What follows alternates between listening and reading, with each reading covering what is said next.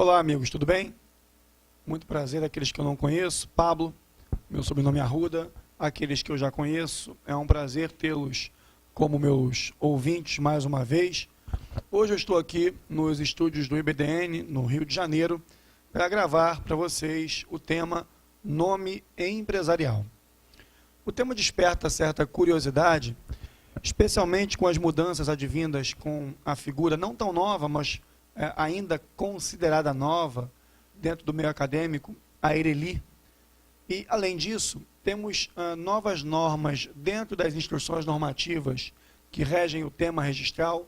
Temos nova instrução normativa para o assunto nome empresarial, uma vez que o Departamento Nacional de Registro do Comércio foi substituído pelo DREI, Departamento de Registro de Empresa e Integração, que então a instrução normativa daquele primitivo e já extinto órgão 116 foi afastada e deu lugar à instrução normativa 15 de 2013 do DREI. E, além desses dois motivos, talvez o primordial motivo para uma boa discussão acerca do tema nome empresarial se dê pela questão da proteção do nome, a amplitude da proteção do nome, discutindo-se como se dá o conflito entre o registro do nome nas juntas comerciais, de um lado, e de outro lado, o registro de marcas no INPI. E, claro, a discussão das normas internacionais acerca de proteção do nome. Eu vou dar essa explanação a vocês em paralelo com um material de apoio que você pode baixar nesse mesmo sistema em que você me assiste, um material composto de slides, cerca de 30 apresentações, 30 páginas de slides, 32, se não estiver equivocado, e elas estão numeradas sequencialmente, facilitando, portanto, que durante a minha explicação, eu mencionando um desses slides, você possa acompanhar pelo estudo junto ao material por você baixado e, eventualmente, caso queira, impresso, tá certo? Não vejo nenhum problema na divulgação desse material, desde que, evidentemente, respeitada a produção intelectual, no sentido de identificação daquele docente que conduziu a feitura desse material para vocês, tá certo? No mais, no primeiro slide, você tem meus contatos envolvidos, não só o site pabloarruda.com.br, como também o e-mail de contato pabloarruda@smga.com.br. Através desses meios, você pode me contatar para suas dúvidas, para a aquisição de outros cursos, módulos, tudo aquilo que possa auxiliar você no seu estudo, quer seja ele voltado para a advocacia, quer seja ele focado na pós-graduação, quer seja ele focado em preparatório para concursos públicos ou mesmo para a prova da OAB. Bom, dito isso, vocês vão observar no nosso slide de número 2 qual é a proposta de trabalho desse encontro. Lá você vai observar os temas, dentro de nome empresarial, os temas conceito, natureza jurídica, espécies, formação, o âmbito de proteção, a questão do título de estabelecimento, a proteção legal e a alienação do nome versus a alienação do título de estabelecimento. Isso tem correlação direta e imediata com a natureza jurídica desse instituto, por nós estudado hoje. No nosso slide de número 3, já lhes é exibido o conceito de nome empresarial. Esse conceito está emprestado do artigo 1º da Instrução Normativa de número 15 do DREI, o Departamento de Registro de Empresa e Integração. Nesse conceito, observa-se que o nome empresarial é o sinal, é o meio pelo qual o empresário, a EIRELI, as sociedades empresárias e as cooperativas, que são sempre de natureza simples, porém, admite seu registro na junta e no RCPJ com uma divergência doutrinária sobre o tema, o que não é assunto de nosso encontro de hoje. Então, é um meio pelo qual o empresário individual, a EIRELI, as sociedades empresárias e as cooperativas se identificam perante o universo exterior, meio pelo qual se identificam nas relações contratuais, nas relações jurídicas, inclusive no meio judicial. Assim como eu, Pablo Gonçalves e Arruda, me identifico através desse nome, composto por um prenome Pablo e pelos sobrenomes Gonçalves e Arruda, me identifico no meio social, no meio jurídico, no meio processual, no meio judicial.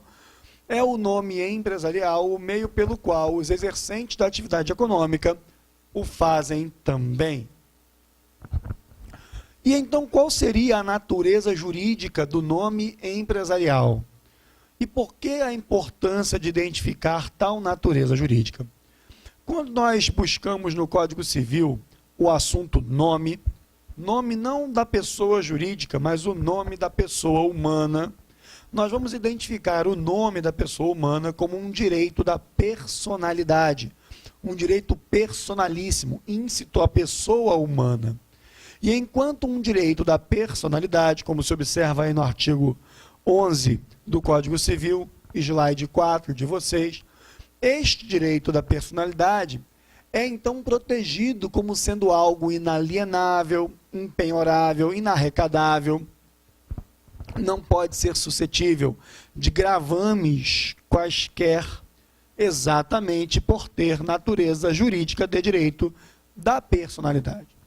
E o artigo 52 do Código Civil expande às pessoas jurídicas, naquilo que houver compatibilidade, a proteção existente aos direitos da personalidade da pessoa humana.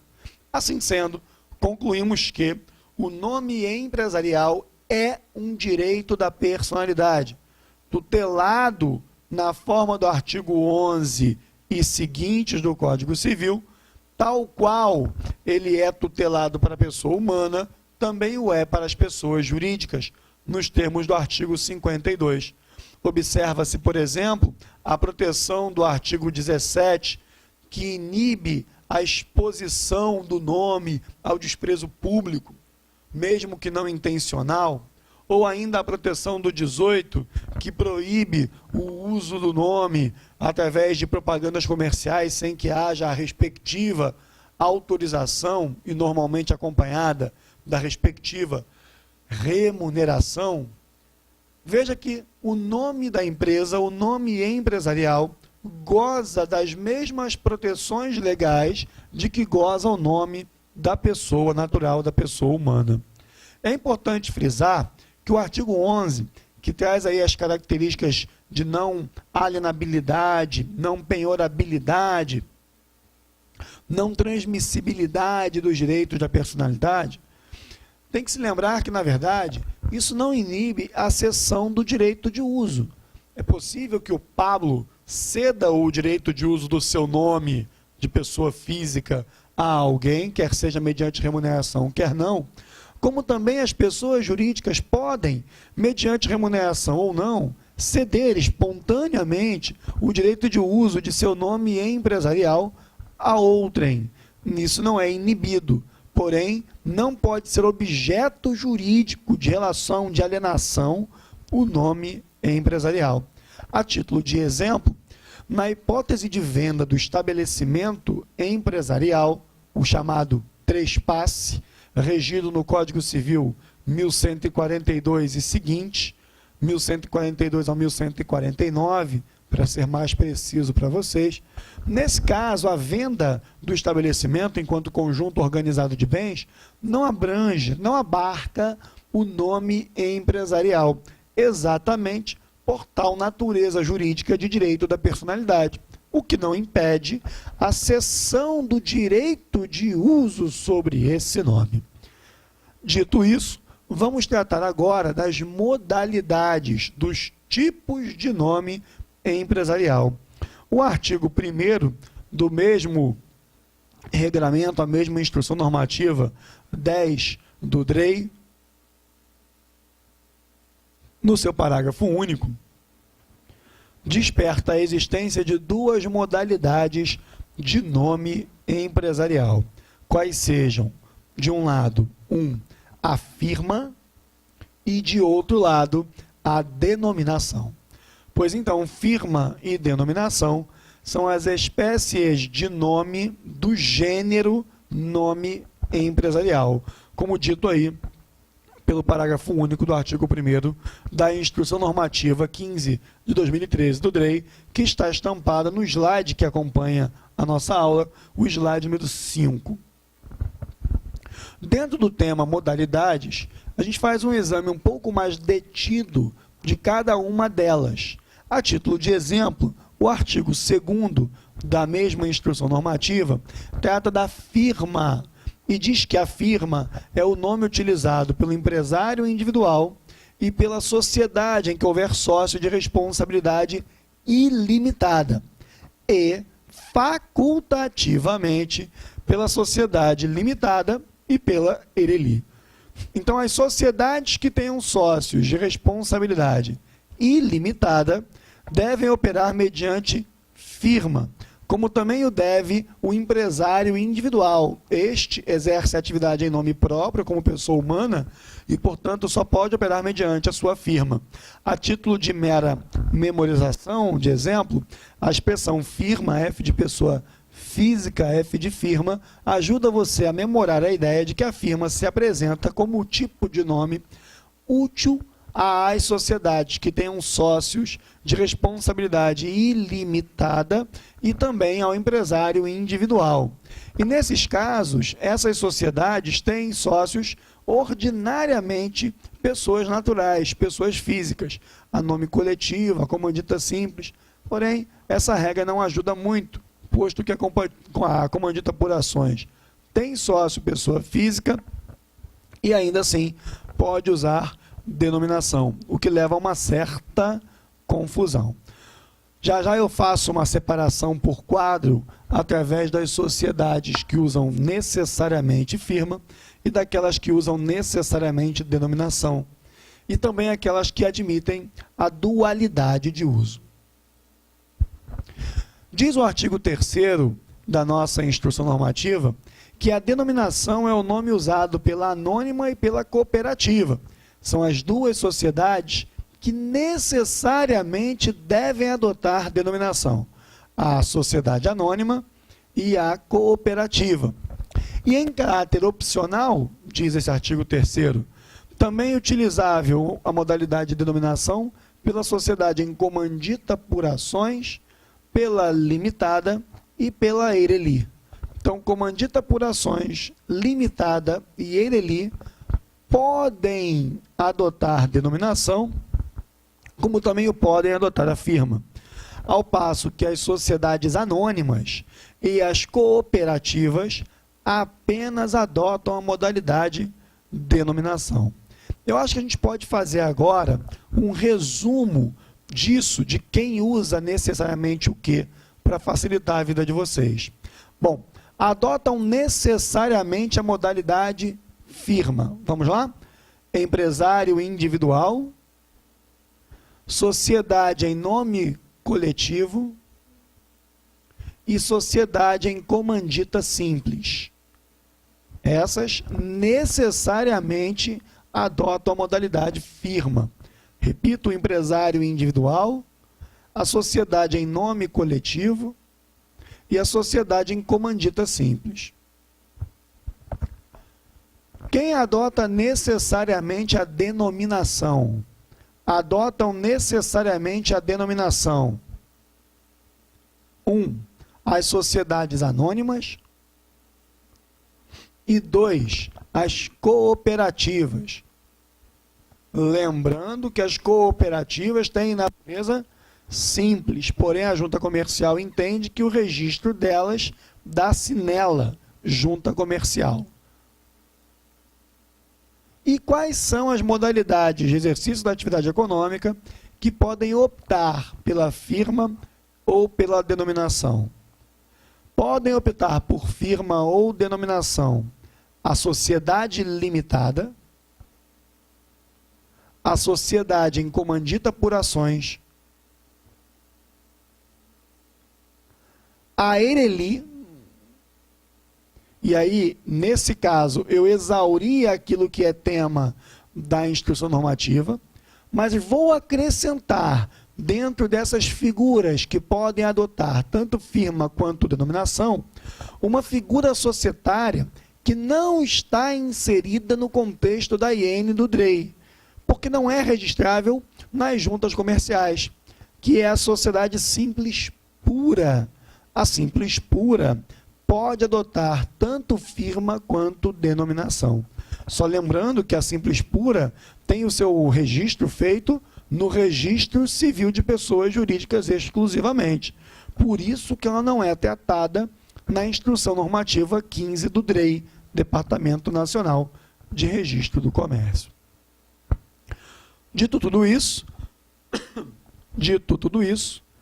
passamos então a algumas regras que envolvem tanto a firma quanto a denominação. Algumas exigências legais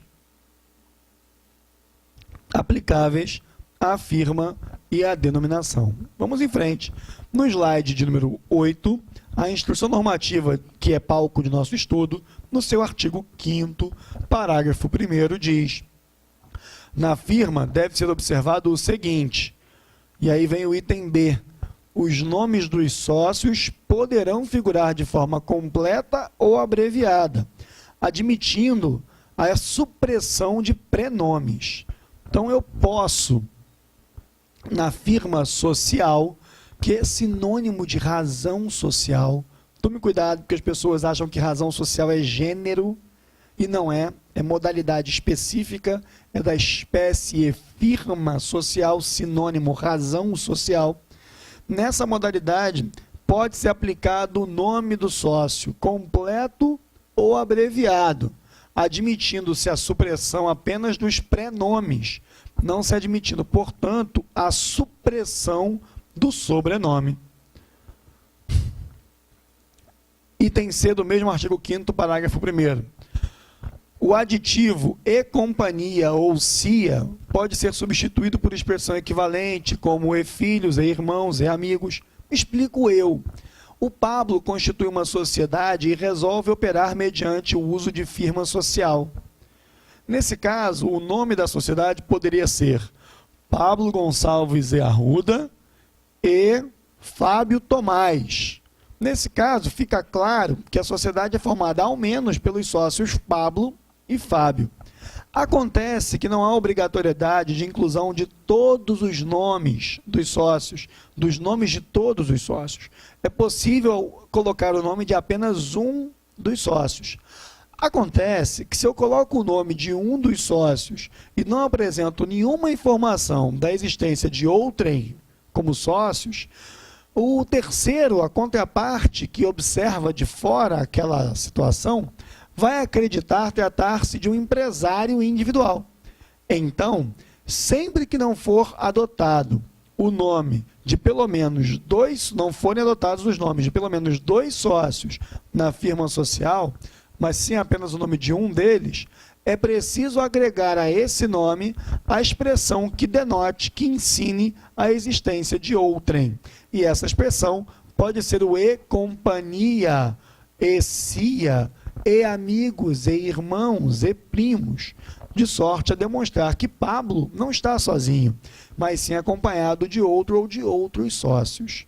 E é isso que diz o item C do parágrafo 1º do artigo 5º da Instrução Normativa em Exame.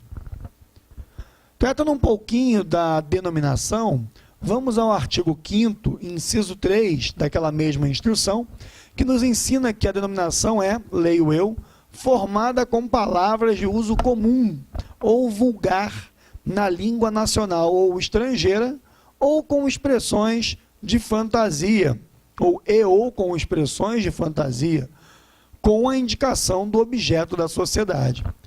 Repare, enquanto o núcleo da formação da firma social é o nome do sócio, enquanto o núcleo da formação da firma individual é o nome do empresário individual ou do titular da IRELI, no caso das sociedades que adotam a modalidade denominação, o núcleo já não mais é o nome da pessoa, mas sim o objeto da atividade econômica explorada, acompanhado de um nome vulgar, quer seja em língua pátria, quer seja em língua estrangeira, ou um nome criado, dita expressão de fantasia. Cuidado, entende-se por vulgar não aquilo que é pejorativo, mas aquilo que é comum, ordinário. Então, eu posso ter a formação de um nome que envolva móveis rústicos, blá, blá, blá, limitada, por exemplo, em que móveis rústicos são expressões vulgares, mas que denotam um sinal distintivo de uma atividade econômica que opera provavelmente o âmbito da movelaria. Nesse caso, está-se adotando a denominação social. Ainda assim,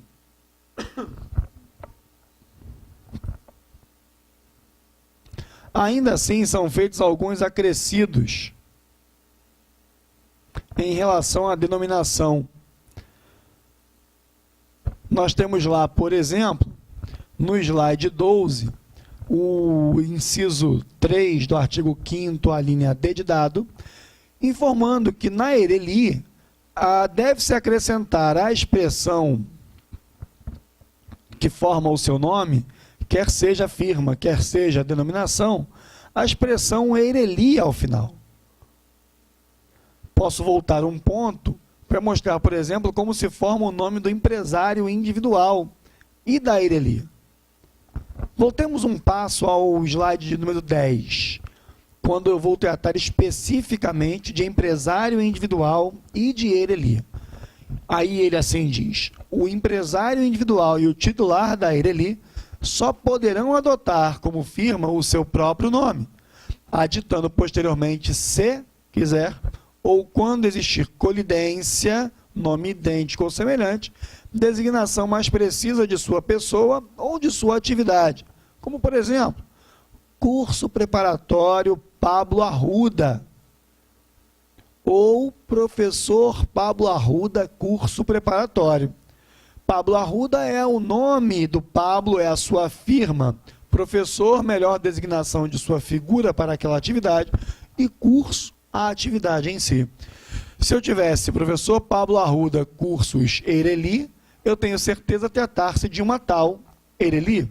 E se eu coloco Pablo Arruda Cursos ou professor Pablo Arruda Cursos e absolutamente mais nada, fica claro tratar-se de um empresário individual, exercendo atividade econômica em nome próprio como pessoa natural. No caso do nome da ERELI e do nome do empresário individual compondo a firma, diz o 5º parágrafo 1º-A que este deverá ser completo, admitindo-se abreviar apenas os prenomes. Este deverá ser completo, ou seja, não está admitindo supressão de nomes, não podendo ser abreviado o sobrenome, só o prenome. PG Arruda ERELI, Pablo G. Arruda ERELI. E no caso da denominação da ERELI, como dito já na leitura do slide 12, a expressão ERELI tem que conter-se no final, como também na firma, sob a pena de não caracterizar uma ERELI, inclusive, sob risco de gerar responsabilização pessoal do instituidor, se atua em nome da ERELI e omite a expressão ERELI.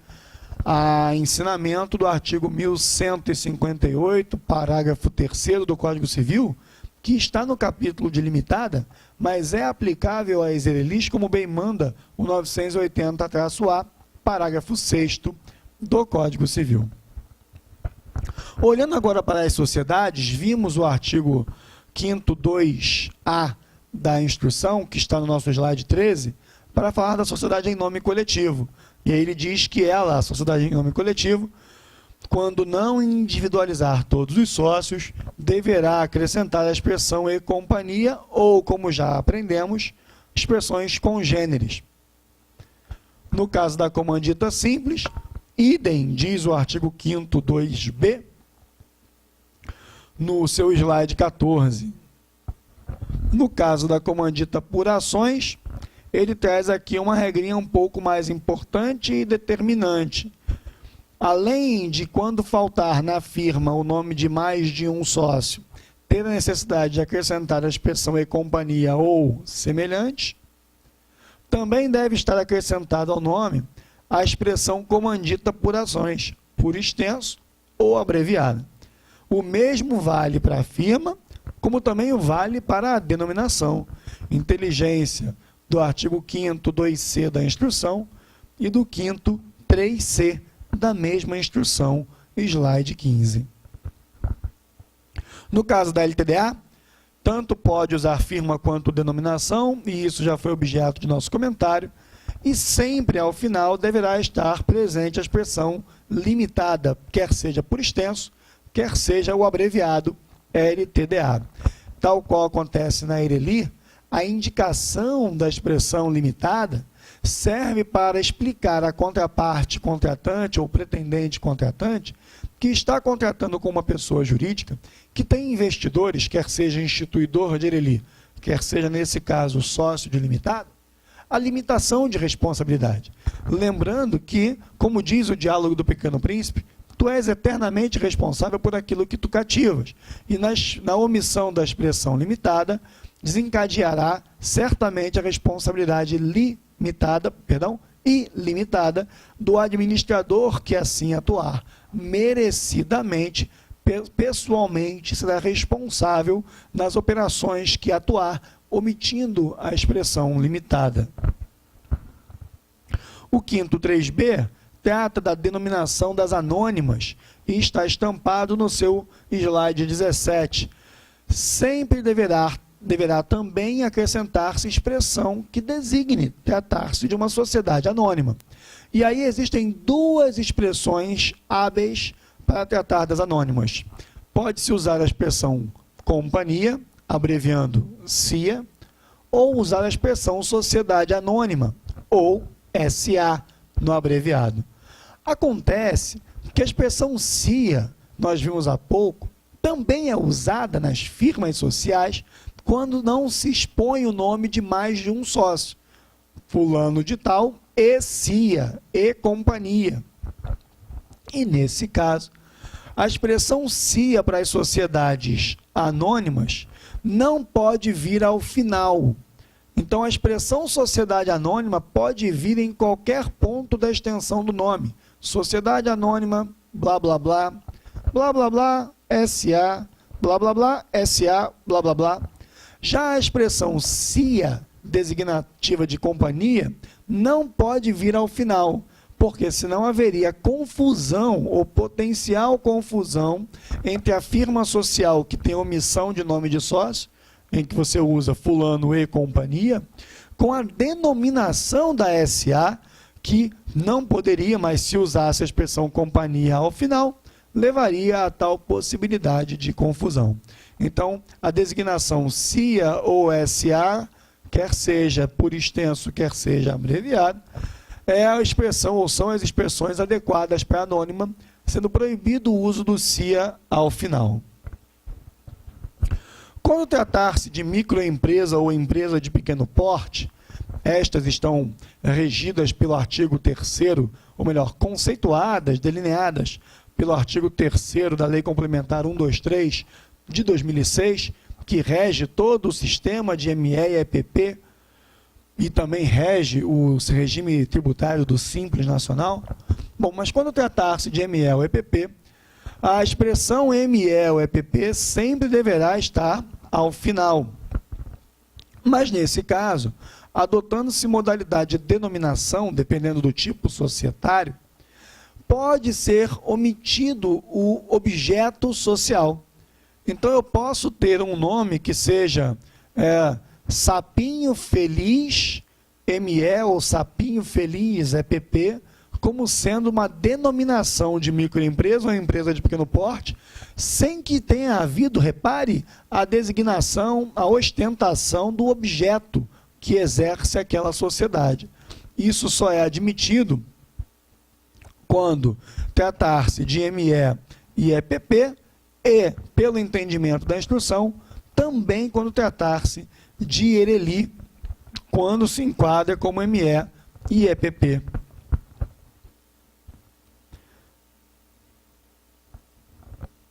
Lembrando também que o artigo 14 obriga a inclusão do ME e do EPP ao final. Slides 18 e 19 para ME e EPP. No slide 20, nós tratamos de uma figura hoje tão festejada no cotidiano da advocacia comercial, que é a SPE, a Sociedade de Propósito Específico. Esta SPE é assim chamada quando há uma limitação muito específica no objeto e ou no tempo de duração da atividade econômica. Como, por exemplo, a atividade não é a construção civil, mas especificamente a edificação do prédio número tal, da rua tal, da cidade tal. Nesse caso, a sociedade é constituída para um propósito muito bem delineado, determinado, ou, como o nome diz, um propósito específico. Quando tratar-se de sociedade de propósito específico, deve vir a expressão SPE no seu nome, antes da expressão que designa o tipo societário. Por exemplo, eu coloco a sociedade Construfácio Edificação do edifício Manuel Joaquim, SPE Limitada. Ou construção do edifício Maria Joaquina, SPE SA. Nesse caso, eu estou designando a expressão SPE antes da designação que ostenta o tipo societário, se for, por exemplo, uma limitada ou uma SA, é o que manda o artigo 5º inciso 4, da Instrução Normativa 115 de 2013 do DREI, slide 20. Princípios norteadores dos nomes empresariais. Expressamente o artigo 4º da instrução ostenta os dois princípios norteadores do nome empresarial. Um deles, a veracidade, e o outro, a novidade. Quanto ao princípio da veracidade, fica óbvio, por exemplo, que eu não posso ter uma atividade econômica cujo objeto seja construção civil e o nome empresarial tratar de padaria. Assim como, se adotando a modalidade firma, o nome dos sócios, Pablo, Juliana, Joaquim, e, de certa forma, resolve adotar a firma de Maria Joaquina. Nesse caso, não se estará atendendo ao princípio da veracidade. É importante atentar para esse princípio, porque, por exemplo, na firma social, se um dos sócios que tem o nome empregado à firma social deixa os quadros sociais por morte, retirada ou exclusão, nesses casos, é preciso alterar o nome da sociedade para retirar o nome daquele sócio retirante excluído ou falecido, de forma a atender ao princípio da veracidade. Da mesma forma, não pode haver um objeto que não tenha correlação com o real objeto da atividade econômica. Este é o princípio da veracidade.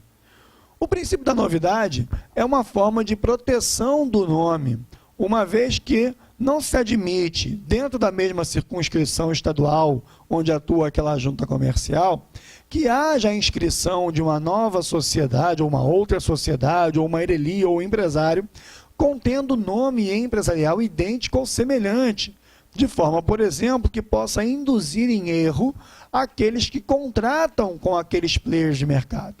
Então, o artigo 4º traz perfeitamente os princípios da veracidade e da novidade.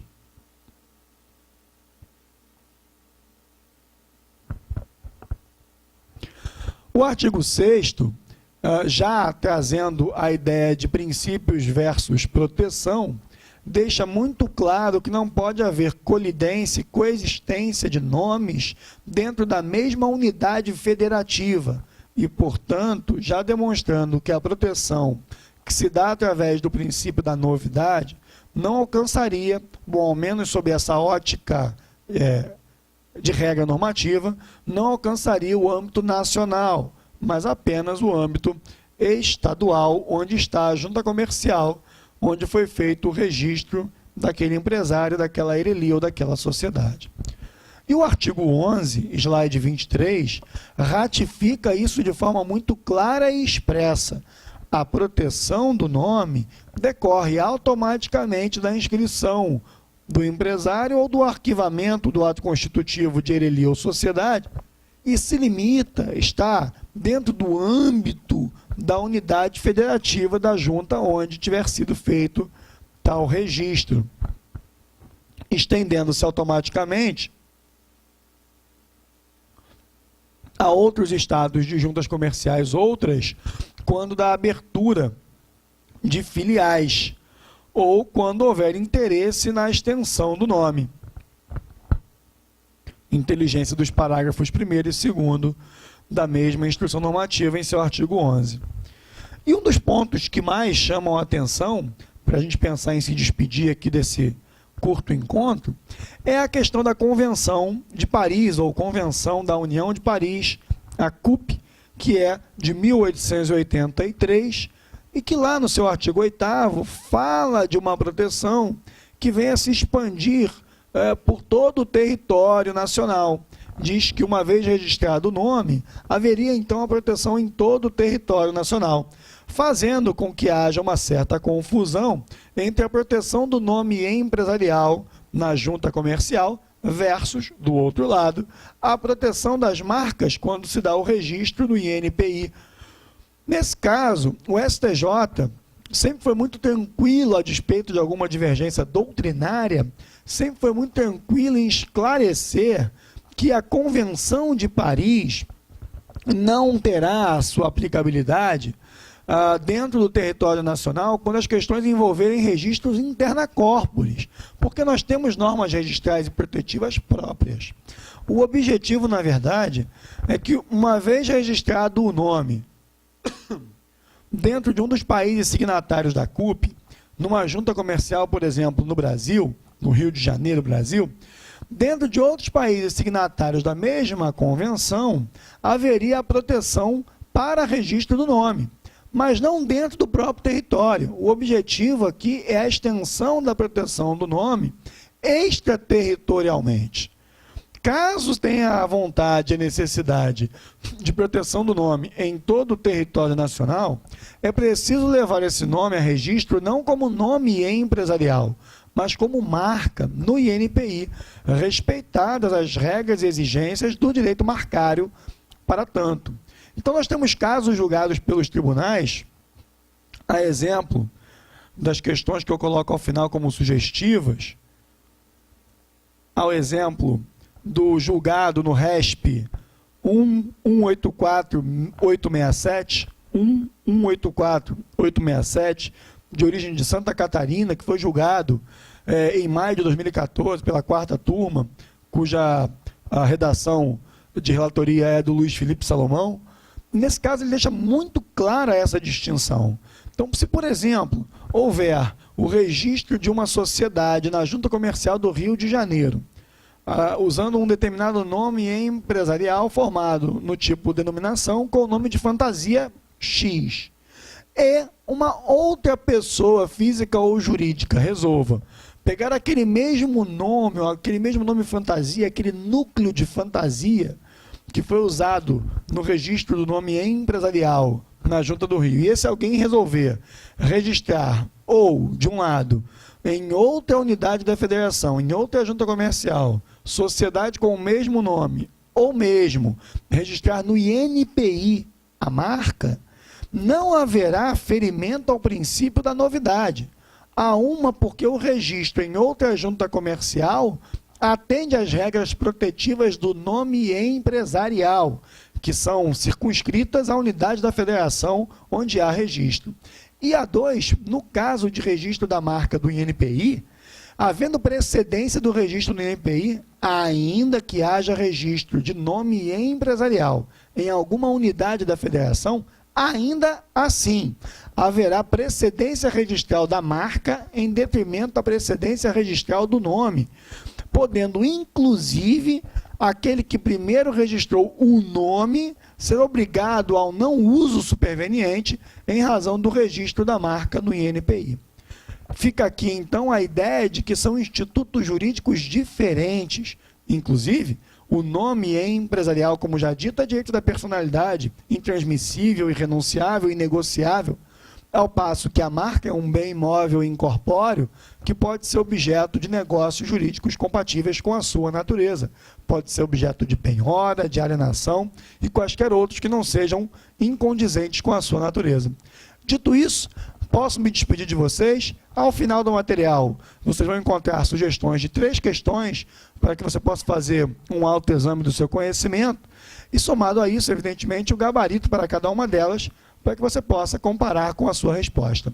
Um beijo grande, obrigado pela sua paciência de me ouvir por esses minutos e até uma próxima oportunidade. Um abraço grande, até logo.